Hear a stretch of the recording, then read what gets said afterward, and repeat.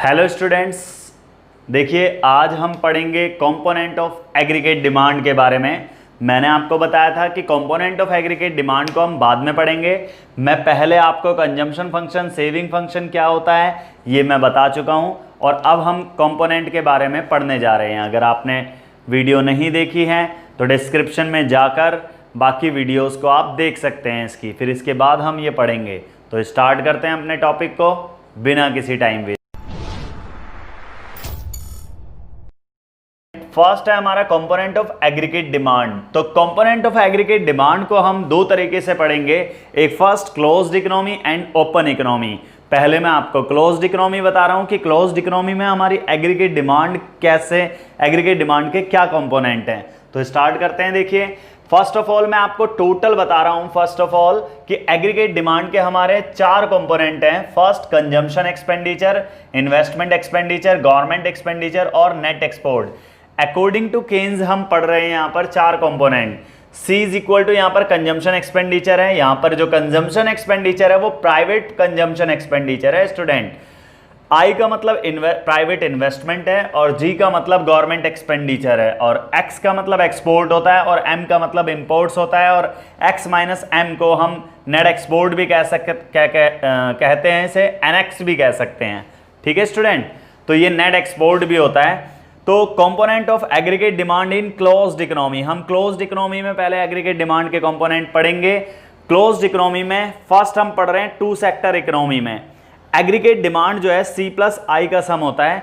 C का मतलब यहां पर प्राइवेट फाइनल कंजम्पशन एक्सपेंडिचर से है स्टूडेंट। इसे प्राइवेट फाइनल कंजम्पशन एक्सपेंडिचर की जगह हाउस होल्ड भी लिख सकते हैं, ये आप याद रखना। प्राइवेट फाइनल कंजम्पशन एक्सपेंडिचर या house hold final consumption expenditure भी हम इसे कह सकते हैं। यहां पर जो प्रोड्यूसर के द्वारा इन्वेस्टमेंट की जाती है वो वाली इन्वेस्टमेंट है, ये प्राइवेट इन्वेस्टमेंट है। देखिए इस कंपोनेंट को हम क्लोज्ड इकोनॉमी टू सेक्टर में पढ़ रहे हैं। टू सेक्टर में हमारे दो ही सेक्टर होते हैं, दो ही हमारे सेक्टर में हम ये पढ़ेंगे, एक हाउस होल्ड सेक्टर होता है और एक फर्म होता है, प्रोड्यूसिंग सेक्टर जिसे हम कहते हैं। सिर्फ वही पढ़ेंगे इसमें गवर्नमेंट का इंटरवेंशन बिल्कुल नहीं होता। तो इसमें जो भी हम चीज पढ़ेंगे वो प्राइवेट ही पढ़ते हैं, ये आपको रिमेंबर रखनी है। ठीक है स्टूडेंट, तो यहां पर जो फाइनल कंजम्पशन एक्सपेंडिचर है वो डायरेक्टली रिलेटेड होता है डिस्पोजेबल इनकम से। आपकी डिस्पोजेबल इनकम राइज हुई, private final consumption expenditure rise, disposable income fall हो जाएगी, प्राइवेट फाइनल कंजम्पशन एक्सपेंडिचर आपका फॉल हो जाएगा। It is directly related with the disposable income. और यहां पर जो इन्वेस्टमेंट है, यहां पर प्राइवेट इन्वेस्टमेंट के बारे में हम पढ़ेंगे। देखिए स्टूडेंट, अगर हम थ्री सेक्टर इकोनॉमी की बात करें तो थ्री सेक्टर इकोनॉमी में एग्रीगेट डिमांड जो है वो कंजम्पशन, इन्वेस्टमेंट और G गवर्नमेंट एक्सपेंडिचर का सम होता है। आपको मैं पहले ही बता चुका हूं। अब यहां पर C जब भी पढ़ेंगे तो वो प्राइवेट फाइनल कंजम्पशन एक्सपेंडिचर को रिप्रेजेंट करेगा।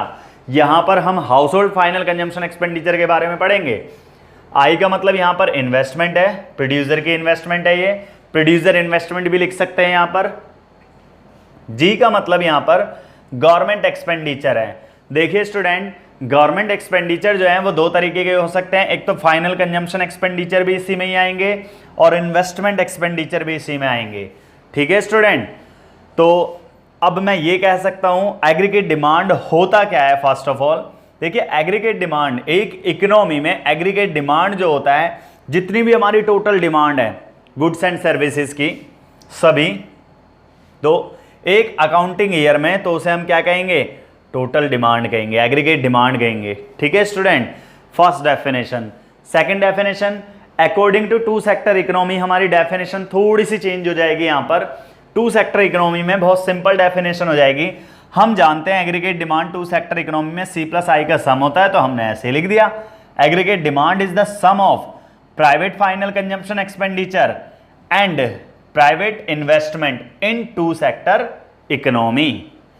अगर मुझे ये बताना हो थ्री सेक्टर इकोनॉमी में, तो हम बताएंगे in three sector economy aggregate demand is the sum of private final consumption expenditure as it is रहेगा, इन्वेस्टमेंट एक्सपेंडिचर प्राइवेट ये भी एज इट इज रहेगा, प्लस गवर्नमेंट एक्सपेंडिचर इसमें इंक्लूड हो जाएगा।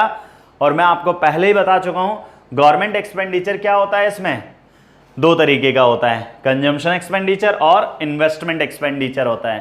ठीक है स्टूडेंट, तो अब हम पढ़ेंगे कि ओपन इकोनॉमी में हमारी एग्रीगेट डिमांड क्या होती है, इसके बारे में पढ़िए। तो आप पॉज कर करके बच्चों इसे नोट्स भी बनाते रहें। तो देखिए स्टूडेंट, अगर मैं आपसे कहूं aggregate demand in 4 sector economy, अब आप इसे ऐसे भी समझ सकते हैं कि जो aggregate demand in open economy, ये हम ओपन इकोनॉमी के बारे में पढ़ने जा रहे हैं। देखिए स्टूडेंट, पहले मैं आपको बता दूं, हमारी जो सिलेबस में 12th क्लास में केवल 2 सेक्टर इकोनॉमी ही है, यानी क्लोज्ड इकोनॉमी के बारे में पढ़ेंगे, और क्लोज्ड इकोनॉमी भी हम सिर्फ 2 सेक्टर इकोनॉमी के बारे में पढ़ेंगे। 3 सेक्टर इकोनॉमी के बारे में भी हमारे सिलेबस में नहीं गिवन है। तो आपको मैं बस ये इसमें ऐसे ही बता रहा हूं ताकि आपको ये पता लग जाए 4 सेक्टर इकोनॉमी के बारे में बस। बाकी इसका आगे सेकेंड ईयर में मैक्रो इकोनॉमिक्स जब आप पढ़ते हैं DU में, ठीक है, वहां पर आप ये पढ़ेंगे। देखिए student, aggregate demand in 4 sector economy. Aggregate demand is the sum of consumption expenditure, investment expenditure, government expenditure and net export. ठीक है, तो हम क्या होगा, वो कहलाएगी हमारी एग्रीगेट डिमांड। देखिए स्टूडेंट, इनमें से कोई भी कंपोनेंट अगर राइज होता है, ठीक है, तो इससे क्या होता है, हमारी एग्रीगेट डिमांड भी राइज हो जाएगी। ठीक है, अगर हमारा कंजम्पशन एक्सपेंडिचर राइज होगा तो एग्रीगेट डिमांड राइज हो जाएगी, नेट एक्सपोर्ट राइज होगा तो एग्रीगेट डिमांड राइज होगी, अगर गवर्नमेंट एक्सपेंडिचर राइज होगा या प्राइवेट इन्वेस्टमेंट राइज होगा तो हमारी एग्रीगेट डिमांड भी राइज हो जाएगी। पॉजिटिव इसमें रिलेशनशिप पाया जाता है। तो ये हमारे कंपोनेंट हैं एग्रीगेट डिमांड के। अब इसके बाद हम पढ़ेंगे कि एग्रीगेट सप्लाई क्या होती है। फर्स्ट ऑफ ऑल देखिए एग्रीगेट डिमांड, पहले स्टूडेंट मैं आपको बता चुका हूं, यहां पर हम लिख सकते हैं इनकम या आउटपुट या एम्प्लॉयमेंट, ठीक है, और यहां पर हम लिखेंगे एग्रीगेट डिमांड। देखिए स्टूडेंट, एग्रीगेट डिमांड जो कर्व होता है हमारा OY एक्सिस से स्टार्ट होता है। अब आप देख रहे होंगे ये तो बिल्कुल कंजम्पशन कर्व की तरह होता है। बिल्कुल, हम यहाँ पर 2 सेक्टर इकोनॉमी के बारे में पढ़ते हैं। ये हमारा aggregate demand curve 2 sector economy में बिल्कुल कंजम्पशन कर्व की तरह होता है, क्योंकि एग्रीगेट डिमांड भी कंजम्पशन एक्सपेंडिचर और इन्वेस्टमेंट का सम होता है, और कंजम्पशन एक्सपेंडिचर कभी जीरो नहीं होता, इनकम के जीरो लेवल पर जीरो नहीं होता। देखिए ये हमारा कंजम्पशन कर्व है स्टूडेंट, ये बिल्कुल पैरेलल होगा, ध्यान रखना, क्योंकि इसमें हम इन्वेस्टमेंट को यहाँ पर ऑटोनोमस इन्वेस्टमेंट लेकर चलते हैं। यहाँ पर ऑटोनोमस इन्वेस्टमेंट वो इन्वेस्टमेंट होती है जो इनकम के हर एक लेवल पर सेम रहती है।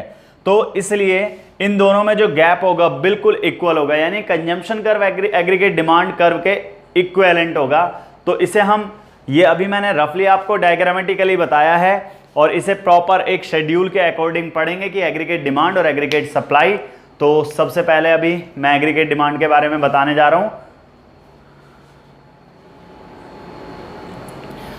तो देखिए स्टूडेंट, एग्रीगेट डिमांड का शेड्यूल कैसे बनता है ये आप सीख लीजिए। एग्रीगेट डिमांड शेड्यूल को कैसे बनाते हैं देख लीजिए। फर्स्ट हमारा इनकम होता है, इनकम 0, 100, 200, 300, 400, 500, ऐसे डेटा ये आपको रिमेंबर रखने हैं। मैंने आपको कंजम्पशन बताया था लास्ट मैंने वीडियो में अपनी, ठीक है, तो आप उसे देख सकते हैं। मैंने स्पीड से राइज होगी और इसमें 50 का बस इंक्रीज करते चले जाना है। 200, 250, 300, 350, 400 और 450।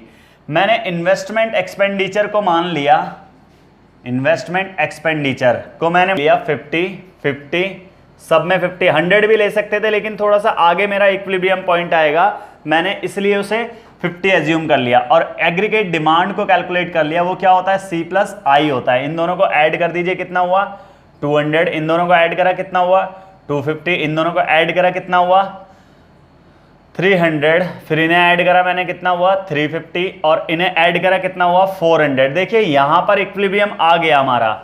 अगर मैं 100 लेता तो इसके बाद इक्विलिब्रियम मेरा आगे आता। देखिए यहां पर इक्विलिब्रियम आ गया ना ये, ठीक है, इनकम का। तो ये मैंने इस वजह से यहां पर 50 लिया, अदरवाइज यहां पर मैं 100 भी ले सकता था, बस इक्विलिब्रियम आ गया आता। फिर अब इसके बाद ये कितना हो जाएगा 450 और 500, ठीक है स्टूडेंट। तो ऐसे हम एग्रीगेट डिमांड को कैलकुलेट कर लेंगे। एग्रीगेट डिमांड को कैलकुलेट करने के बाद अगर इससे डायग्रामेटिकली प्लॉट करोगे तो एग्रीगेट डिमांड कर्व हमारा ऐसा बनेगा। सेम आप इसे ड्रॉ कर सकते हैं इस टेबल के अकॉर्डिंग एग्रीगेट डिमांड। तो आप देखेंगे इसको और इसको रिप्रेजेंट करना है बस। ठीक है स्टूडेंट, ये हमारा एग्रीगेट डिमांड कर्व होता है। एग्रीगेट डिमांड शेड्यूल को ऐसे बनाना है हमें और एग्रीगेट डिमांड कर्व को हम ड्रॉ कर देंगे इससे। अब हम पढ़ेंगे फिर इसके बाद एग्रीगेट सप्लाई के बारे में। तो देखिए स्टूडेंट, एग्रीगेट सप्लाई क्या होता है। Aggregate supply it is the sum of monetary value, ये मॉनेटरी वैल्यू के सम को रिप्रेजेंट करता है। जितनी भी फाइनल गुड्स एंड सर्विसेज होती हैं जो वो भी प्रोड्यूस की गई हैं हमारी इकोनॉमी में, तो उसे हम एग्रीगेट सप्लाई कहते हैं, वो भी एक फाइनेंशियल ईयर में। अगर मैं टू सेक्टर इकोनॉमी की बात करूं तो टू सेक्टर इकोनॉमी में कंजम्पशन एक्सपेंडिचर और सेविंग के सम को हम क्या कहते हैं, एग्रीगेट सप्लाई कहते हैं।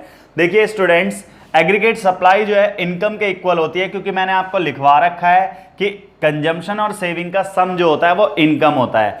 अगर आपने वीडियो को नहीं देखा है तो डिस्क्रिप्शन में लिंक पर जाइए, तो आप इस वीडियो को देख सकते हैं वहां पर और समझ सकते हैं इस टॉपिक को। तो ये हम पढ़ेंगे यहां पर। सबसे पहले सेविंग कैसे कैलकुलेट करेंगे। देखिए, अगर मुझे सेविंग कैलकुलेट करनी है तो इनकम में से मैं क्या करूंगा, कंजम्पशन को माइनस कर दूंगा तो मेरे पास सेविंग आ जाएगी।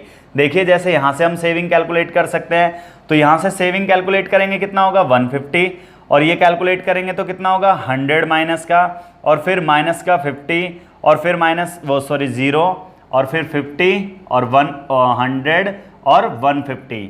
देखिए स्टूडेंट, अगर मैं C प्लस S को सम कर दूं, कंजम्पशन और इन्वेस्टमेंट का सम कर दूं, तो वो क्या बन जाएगी, मेरी इनकम बन जाएगी।